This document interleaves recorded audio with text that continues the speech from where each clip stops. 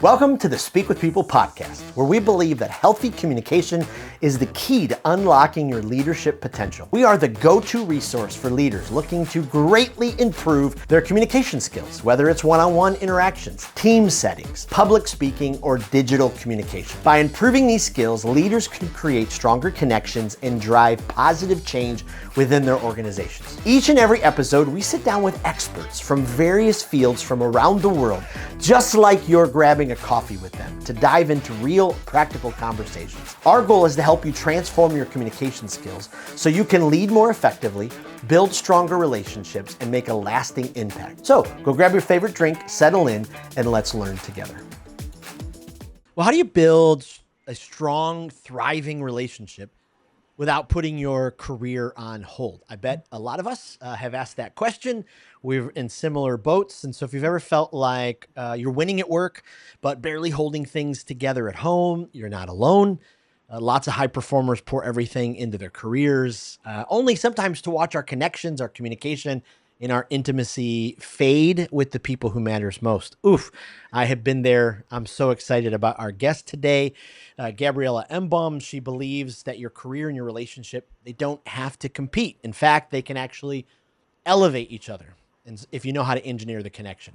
Gabriela is a former chemical engineer turned relationship coach, best-selling author, host of the Life Engineering podcast. She works with high achievers to help them master ROI, deepen connection, build legendary partnerships to thrive alongside professional success. I have been looking forward to this podcast for so long because many of you, our listeners, we've talked about these kind of things, and especially how do we achieve this? And so I am so excited to have you on the podcast today. Welcome, Gabriela.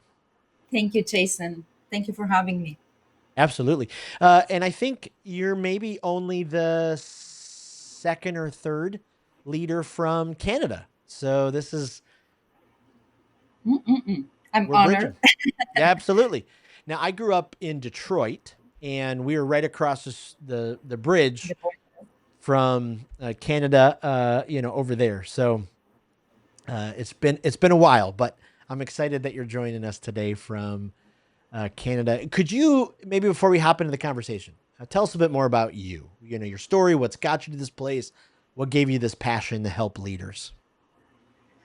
Um, well, look, my career started in the engineering field, but very quickly I realized that I was more passionate about people than about building Pentium 4s. That was my last 4 years in the semiconductor industry.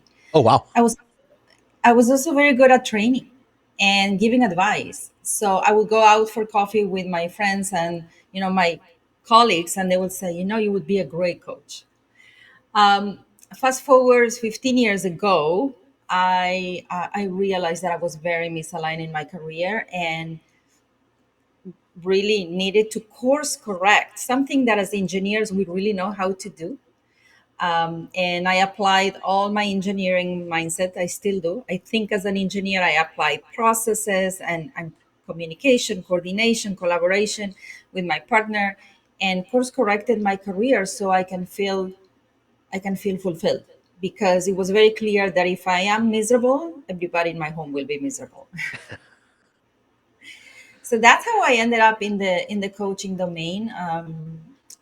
Coaching professionals and leaders primarily on career, and eventually it turned into more on the intersection between the two of them, because the more I was talking with these high achievers, smart people, the moment the conversation shifted to home life, relationships, I could see the shift in the room.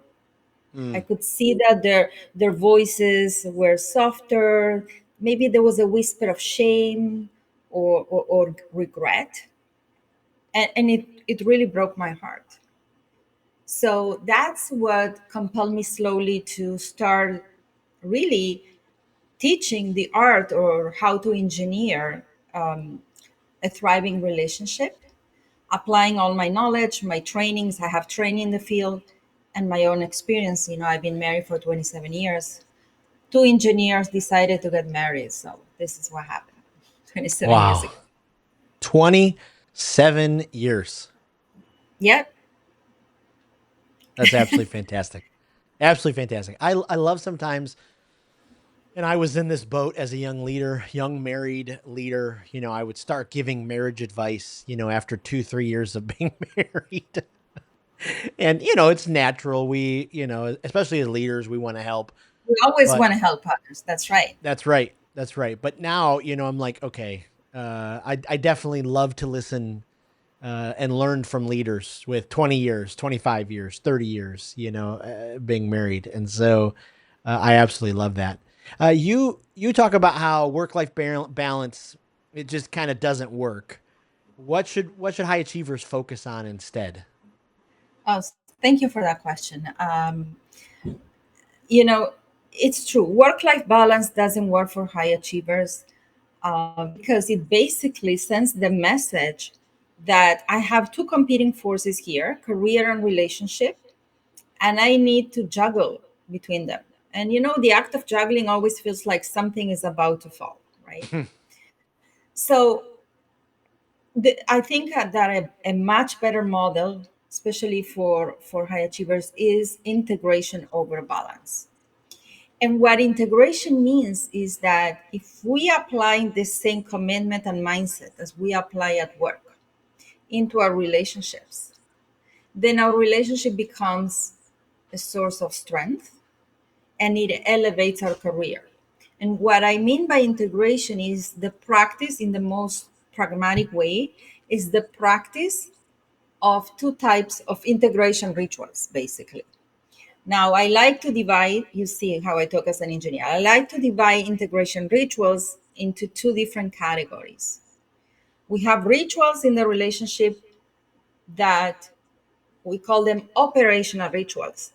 And their purpose is really to make sure that the relationship flows like a well oiled machine or works like a well oiled machine.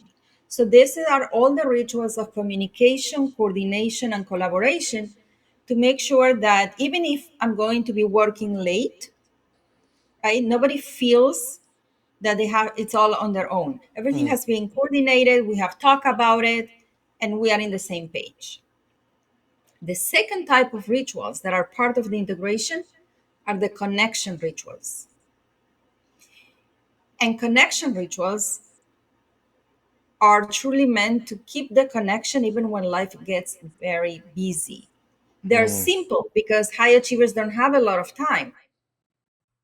They create that emotional bond and connection that makes couples want to work together as a team, communicate better, and solve problems together. So when we combine these two types of rituals, operational rituals, basically you look at your business, you look at your relationship as a business that needs to work properly, and connection rituals. Now you are working with your spouse on integrating relationships and career, and you don't see them as two opponent forces, competing forces. You see them as two parts of one mission because I'm so invested in your success and you are invested in my success that it's not you against me anymore. It's us Oh, against the world, basically. yeah. I love that. Yeah, So you want because to turn the relationship into your superpower. So when you come home, it elevates you. It gives you strength. It's a place to rise, not to crash. And then when you go back to work, you feel whole. You don't feel fragmented. You feel anchored in love. And then when you come back, you integrate that in your relationship. wow. Wow. That is powerful. I mean, we've had moments in our marriage over the years, and then talking with coworkers where we didn't want to get home because home meant more fighting or more headbutting or really, like you talked about, us against each other instead of us against everything else. And that, I mean, That's that right. is that's profound. I mean, Look, how when many? we are no, go ahead, please. I was going to say how many of us would thrive at a new level in life and our career if we were able to live that out. Just this morning, I'll give an example of a session this morning working with a beautiful couple, definitely a power couple. But we tend to forget. So he's going through a lot at work and a lot at home, with the children, some challenges. And our natural default is to isolate when we're stressed, especially Mm. for men, right? I'm stressed, I'm in pain, I don't want to pass this to you, so I will keep it to myself. And then that creates disconnection. Disconnection is the source of everything else. It's not poor communication, it's really disconnection. Communication is part of connection. So we isolate in our own pain, in our own worry, rather than actually connecting through that pain. Every situation we're going through is an opportunity to elevate the relationship. Mm. Every struggle at work, even if my partner doesn't understand what I'm going through at work, they understand me. They might not understand the professional side of that, but they understand me. They understand my language. They know what I need. So every difficult situation we go through brings an opportunity, if we use it by connecting and sharing what's going on, to connect deeper.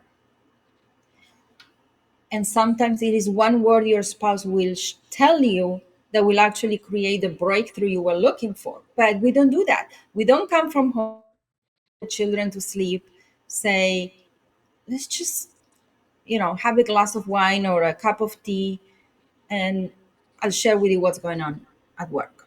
We don't. Mm. We isolate in our own pain and we try to distract ourselves in whatever, TV or any other way. So I always tell couples, at the end of the day, if you can go for a walk, even around the block, the reason that I like going for walks and I find this extremely powerful is because you're not looking at each other in the eyes. As you're walking, right, you are staring straight ahead. It's much easier to open up and just as you're moving, allow yourself to speak honestly and genuinely. Um, if you can go for a walk because you have young kids, you can leave them alone, then have half hour where you sit together and debrief each other on the day. Mm. That's integration, right? If you wouldn't understand me, I'm not going to share with you. There's no way you can comprehend. If we start with that mindset, we start creating a disconnection between the couple, which of course can only lead to more disconnection. Mhm. Wow. Wow. That's why You, the rituals are important. Yeah. yeah. Boy, I love that.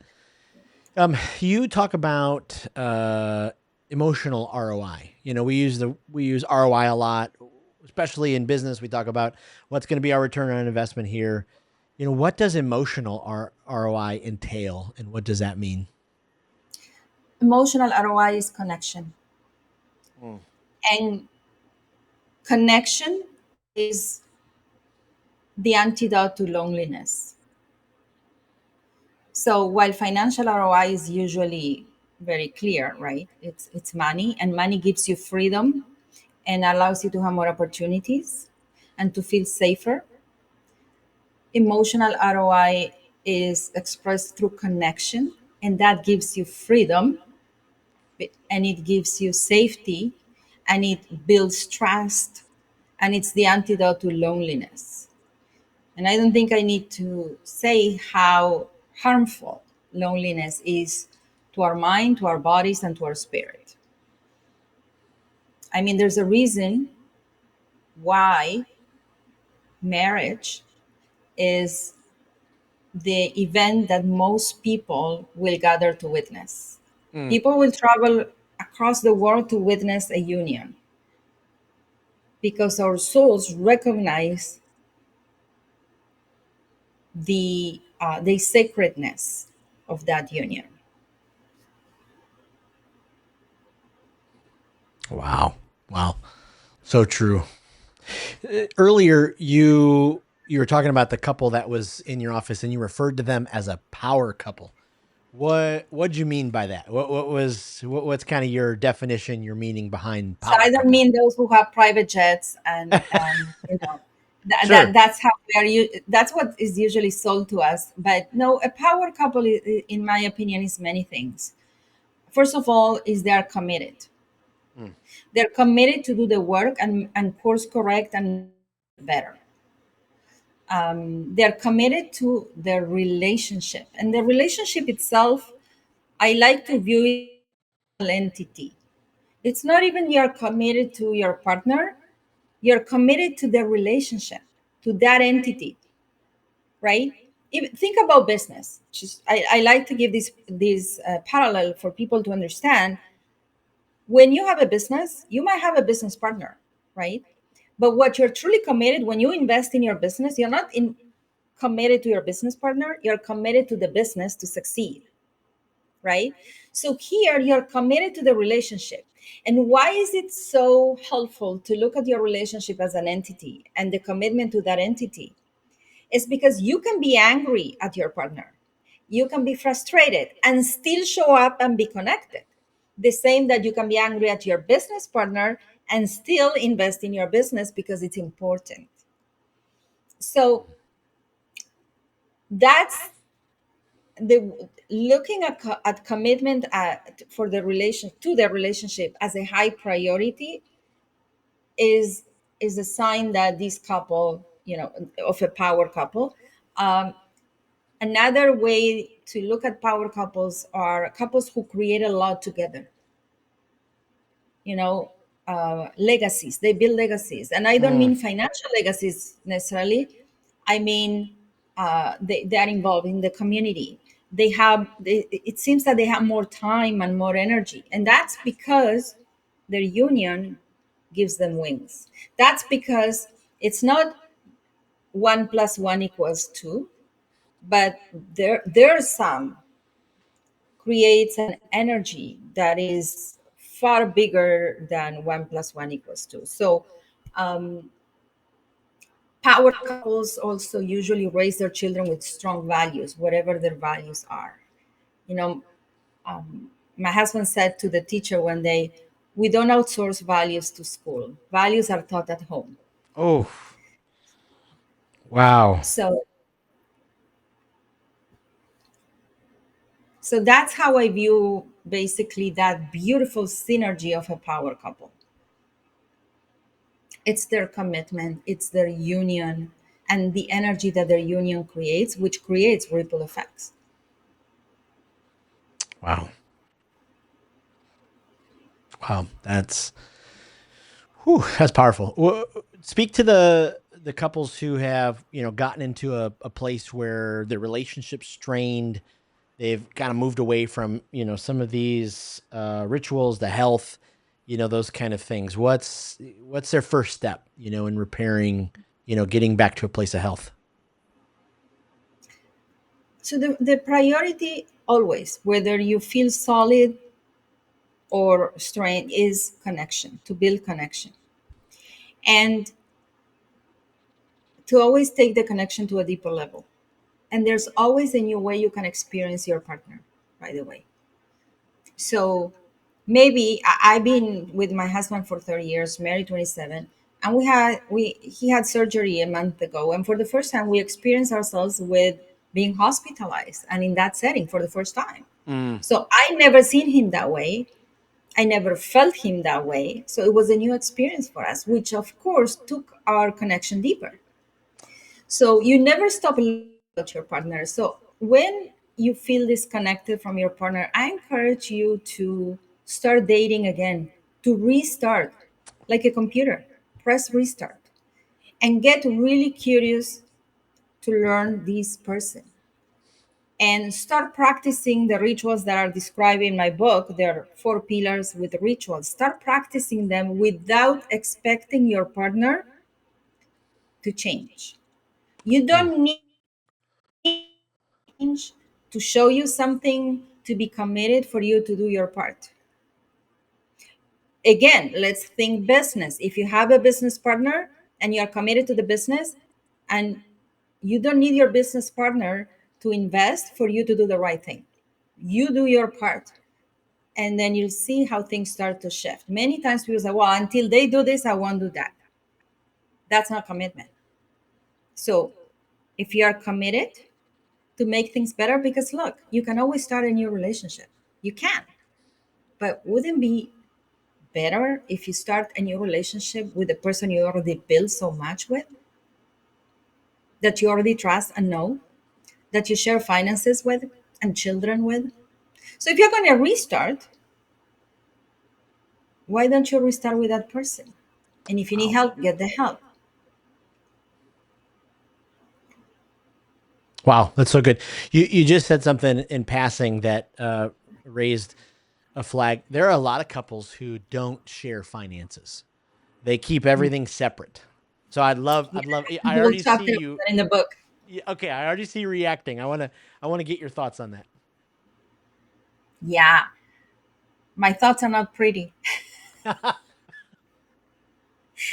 So I don't have a chapter, but under the pillar of hour, I talk about that. So the reason that I don't believe in that, okay, unless there is, you know, money abuse or somebody has an addiction, there's a real risk. Okay, I understand. But otherwise, the reason that I don't believe in that is because that means I'm not fully in. And yours is yours, mine is mine. In that type of mindset usually creates separation. It means I'm not fully committed, I'm not fully in. If I'm fully in, I'm in. There's no other way to be married. Mm, You're either in, and if you think you are halfway in, one foot here, one foot there, probably you won't create great results. Because when people work towards a common goal, that creates union. If our finances are shared, then we have now two people that are responsible for the same, who are working together as a team and who have to communicate. If our finances are shared, we have to talk about them. If I say my money is my money, I don't need to tell you what I spend or to ask you permission. Not that we need, I don't ask my husband permission, but we do have an understanding of our budgets, of, yep. you know. But if I manage my finances on my own, I don't need to communicate with you on that. That means that I lost that opportunity to create more connection Wow. and build more together. Imagine running a business where you have two different business accounts, one for each partner. Right. Probably not, right? So you wouldn't do that. You wouldn't have two different business accounts for two business partners. Why would you do that with your spouse? Wow. So good. So good. What speak to, and maybe it's too personal, you could tell me, but when it comes to your marriage and finances, what are some of the,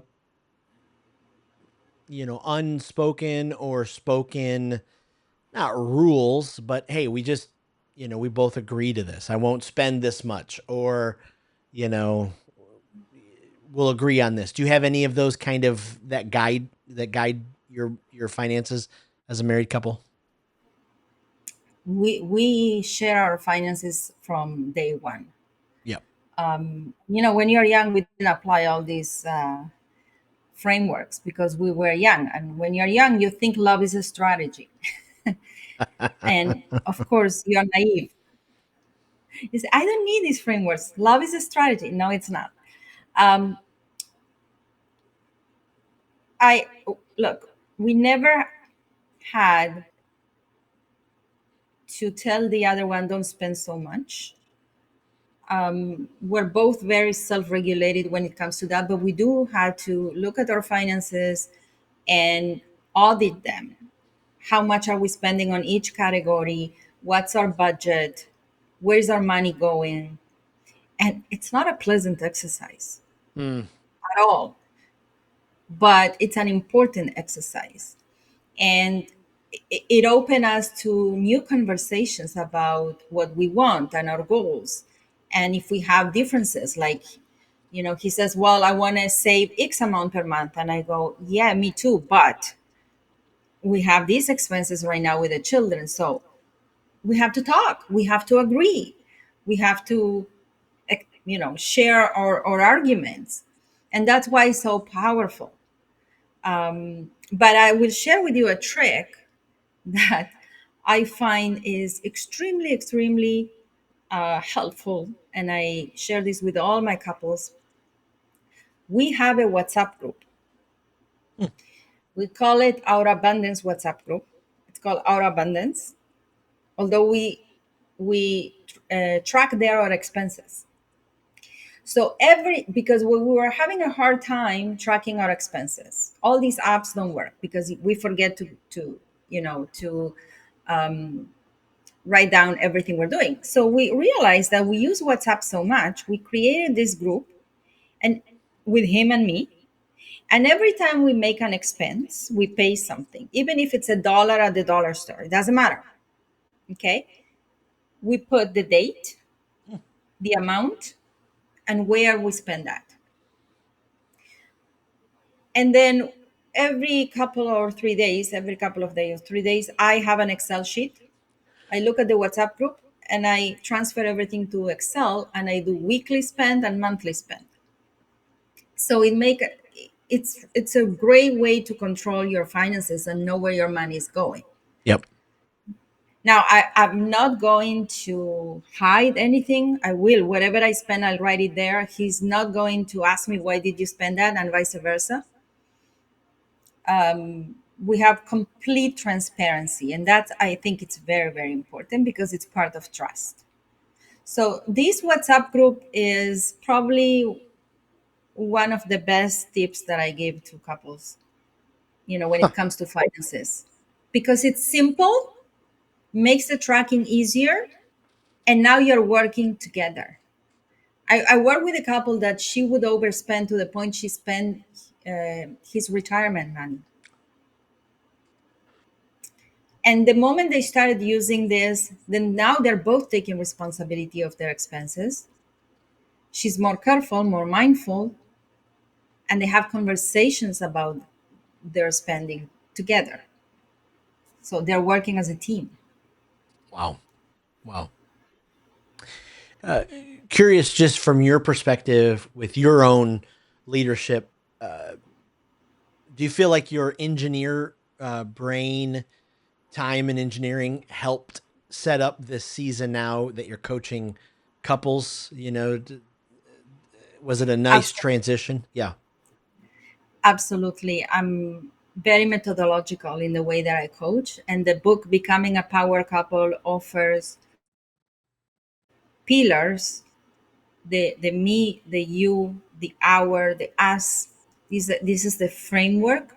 And then divides each pillar into the right rituals for couples to engineer a thriving relationship. So, absolutely. I think the engineer mindset is, first of all, the belief that we can create something extraordinary, Mhm. right? The visionary mindset, and then also the belief that anything worth creating usually requires investment and commitment. So not to leave it to its own and say, okay, I don't leave, relationships to lack. No, I know it will require commitment invested, and I'm willing to do that because I want to create something extraordinary. And also the the willingness to course correct. Yeah. And also the teamwork. I mean, mostly engineers don't work alone, right? If you are in a Right. production line, you work with other people. So you learn to communicate, you learn to coordinate. You know what it was to coordinate a change at Intel? All the fabs around the world who were producing the same type of chip had to be informed and approved for every change. So you learn to work as a team. Right. Right. Now, does your husband, did he come from an engineering background as well, or is he on the opposite spectrum? No, he comes from he's a software engineer Okay. and he works with teams. Yeah. Now, I have to say he's much better at teamwork than I am because he is very patient. and he works with teams and he likes to delegate. I'm an entrepreneur and I'm a solopreneur. So yes, I have teams supporting me, but I'm very much like to make a decision and go. So it takes effort sometimes for me to say, wait, let's coordinate, let's collaborate, yeah. Yeah. What's your message to someone? I know we have listeners that are listening who probably feel like it's too late. It's too late to rebuild my marriage. It's too late to fix things. You know, it's too late to find that connection again. What's your message to them? Try it. Hmm. No, my message is if you believe it's too late, it will. But don't you wonder what could possibly happen if you believe differently? Oof. You have Yeah. nothing to lose. You're already with that person. You always have time to break things, to dissolve the relationship. Before you dissolve it, try it. But if you're going to try, be fully in. Say, you know what? I'm just giving myself fully in. I'm going to get the help. I'm going to practice the commitment. The book offers great. It's basically takes you through step by step. It's very practical. The book is a very pragmatic book. All the exercises are listed at the end. The last thing we want is to end with regrets. Mm, So to say something didn't work before I try everything. Now I know sometimes people, because couples come to me, we try everything. There's no such thing as everything. There's always room to say what else can be done. And maybe this is the last thing you're willing to try. But you will never know if you don't try. And don't expect your partner to buy into your efforts. Do your part. mm. And then you'll be able to say, I show up. And then eventually my partner, right, started to join me. Or you would say, I show up fully, so I have zero regrets if this dissolves. Wow. Start That's with powerful. connection. Start by, you know how simple it is to build connection? Mm, And how easy is also to break connection? It's yeah. not the big things. It's simple. It's simple because it caters to the heart. Every person wants to be heard, seen, cherished. Just start by going to the door to say goodbye to your partner. And if you are the one leaving the home first, then go wherever your partner is, say, I'm leaving, have a good day, give them a hug, give them a kiss. And when you come home, go where they are. Don't yell, I'm home. Go where they are and say, hi, how was your day? And greet them with a kiss or a hug. Behave like a puppy. You know, my golden, when I come home, she's the happiest, right? Be that person for your partner. Cuddle in the morning, hug in the morning for a minute. If you just do these two things, nothing more, Yep. not much energy. Just in the beginning, even if it's fake, do it anyway. You don't have to. This is the most important myth shift or mindset shift. You don't have to feel it to do it. Actions are one thing, feelings are another. They don't always go hand in hand. I mean, when your baby is lying in the middle of the night, do you feel like getting up? Of course not. It's painful, right? So, but we do it because actions are one thing. We're committed to this person, so we do it. We show up. Actions are very different than feelings. They don't have to go hand in hand. I don't have to. Commitment is not fueled by feelings. Oof. Commitment is fueled by intentions. And that's what you need to remember when you show up and your partner doesn't acknowledge your efforts.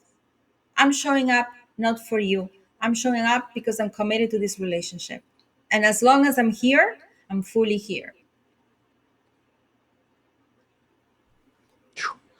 Wow. That is a powerful place to leave that conversation. You have just given us some incredible challenge and some practical and powerful wisdom. Before we fully finish up, I want to ask you, we're building this online communicators library, and we ask all of our guests a couple of questions so listeners can go and get some new ideas. Is there a speaker that you've heard, you listen to frequently, or every now and then, that every time you hear them, you just think, ooh, their content, their delivery is so powerful. I highly recommend them. Yes, there's David Guiam. I know many people follow him as well. He has a wonderful podcast, the David Guiam podcast. And Have you then heard of it? I know I haven't, so that would be great to be Okay. able to look him up. So my next question was going to be asking you, do you have a favorite podcast? So would his podcast be one of your go-tos as well? Yes. I love it. And then what's a book that you highly recommend every leader should make sure that they read? Uh, well, I know you probably heard this a lot, but The Big Leap, that would be one of them. I think every leader, it's important that every leader reads that book, and most people have. And Start with Your Why from Simon Sinek. Yeah. This is powerful. Where's the best place we can send our listeners to make sure they connect with you online, find all your resources, all that kind of stuff? My website. So it's my first name and last name.com, Gabriela Embon, EMBON.com. And Gabriela is with one L. And there is a tab there for if you want to get the book with all the Amazon links, or people can also find the book directly in Amazon. Oh, I love it. This was incredible. I mean, this uh, interview alone, I know, could save a lot of marriages and help marriages, just kind of keep moving up. And so thank you for being so generous with your wisdom. Thank you for writing such a powerful book. We're going to make sure we put all those links in the Facebook group, in our weekly email, and everywhere online, because we need to help you get this into as many hands as possible. So thank you so much for what you do, Thank you who you so are. much, Jason.